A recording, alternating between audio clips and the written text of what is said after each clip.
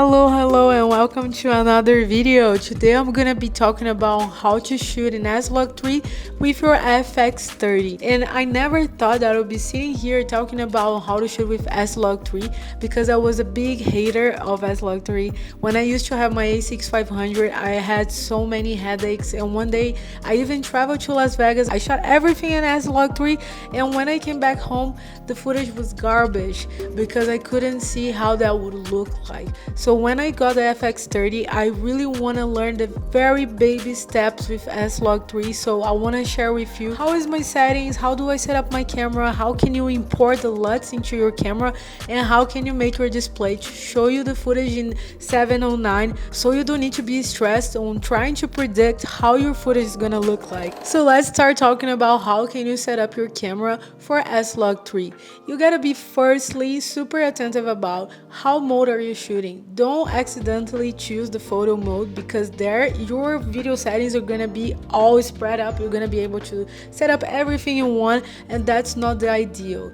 So the best way is to go into video mode first, and once you're in the video mode, now you are free to go and choose S-Log3. You're gonna go in log shooting settings, and then you're gonna have three options: Cine AI, Quick, or Cine EI, and Flexible ISO. Here, those settings, they're not gonna change anything on how your S-Log footage is gonna look like. They're just extra levels and guidance to help you out whenever you're exposing your footage. So whatever you choose from there, that means that you're gonna be shooting in S-Log3. For this example, I'm gonna choose Flexible ISO, and in the future, I plan to do a video explaining more about Cine EI. The next level of choices you have whenever you're choosing for S-Log3 in your camera is if you want S-Gamut Cine or just S-Gamut S-Log3. The Cine options, you're gonna have a little bit of more contrast, and your black is gonna be more punchy, and the other one is gonna be super flat. So I prefer to choose the Cine version because the other super flat one, it might be if you are a ninja on the color grading, and I'm not a ninja in the color grading, and I just consider myself good enough. So I would go for the Cine option, and boom, that's it. No much complication, no picture profile and changing little graphics of colors and little tiny specs. Now your camera is ready to shoot an S-Log3, and all you gotta care about now is how to see your display with colors so you don't get lost whenever you're filming your video. For this next setting, you just gotta go basically in the log shooting settings, and then you're gonna make sure that the option embedded LUT is on. Once the option is on, then you gotta choose what LUT's gonna be in. One day that I went to a shoot, I got super trapped because I was hitting my head in a wall trying to figure it out how can I have my display with colors. And I was like, okay, my option of having the LUT is on, is there, I see that is on.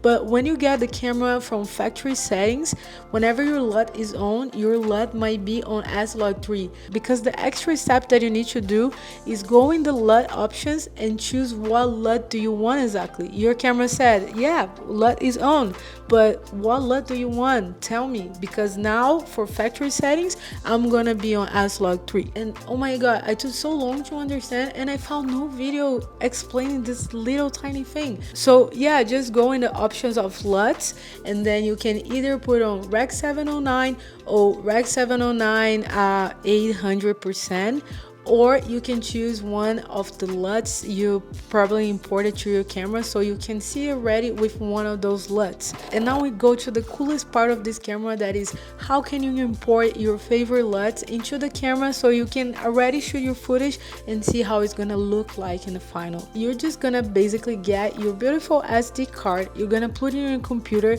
and then you're gonna upload the LUT into your SD card. Once you have the LUT into the SD card, you're gonna get your SD card, put in your camera, go in the setting, and then you're gonna import the LUT into the camera. Okay, done. The LUTs were imported. Now that you have your LUTs into the camera, you just gotta select whatever you want. So you just browse around those LUTs and you can see exactly how it would be afterwards to shoot. And boom, do you want anything easier than that? I'm super in love with this camera.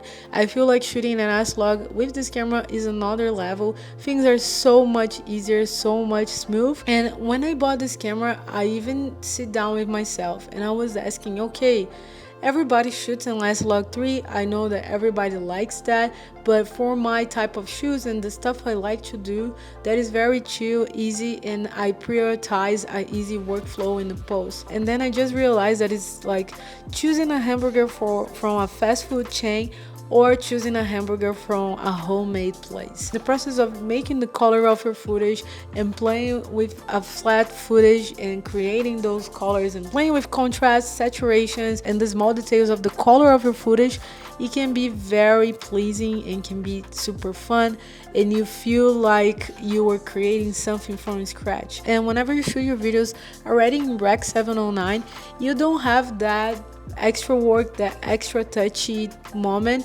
The footage still look good, but the biggest difference that I noticed is how your highlights look like, is how your highlights is gonna pop in the Rec 709 footage versus the one that was shot in S-Log 3.